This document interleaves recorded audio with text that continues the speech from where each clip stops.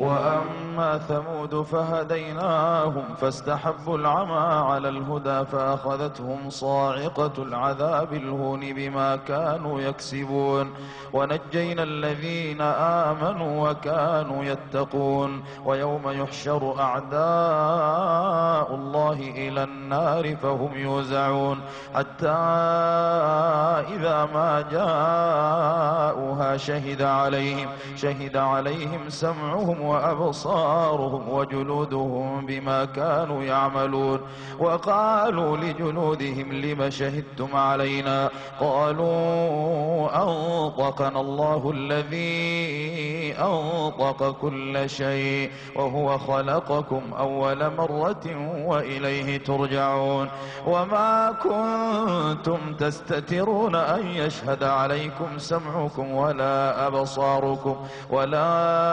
أبصاركم ولا جلودكم ولكن ظننتم أن الله لا يعلم كثيرا مما تعملون وذلكم ظنكم الذي ظننتم بربكم أرداكم فأصبحتم من الخاسرين فإن يصبروا فالنار مثوى لهم وإن يستعتبوا فما هم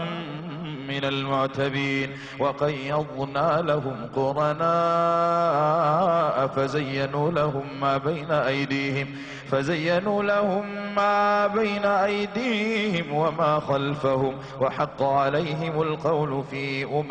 قد خلت من قبلهم من الجن والإنس إنهم كانوا خاسرين وقال الذين كفروا لا تسمعوا لهذا القرآن والغوا فيه لعلكم تغلبون فلنذيقن الذين كفروا عذابا شديدا ولنجزينهم أسوأ الذي كانوا يعملون ذلك جزاء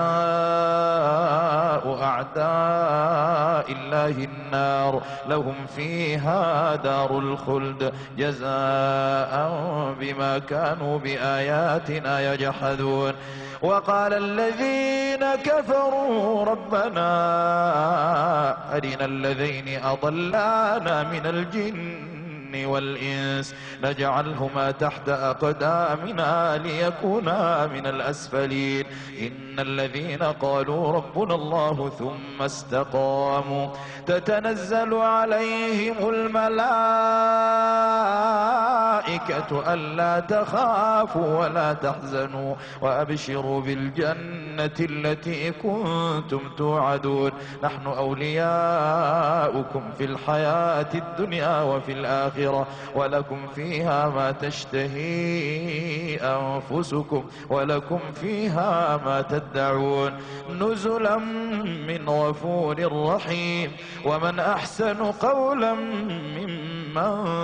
دعا إلى الله وعمل صالحا وقال إنني من المسلمين ولا تستوي الحسنة ولا السيئة ادفع بالتي هي أحسن فإذا الذي بينك وبينه عداوة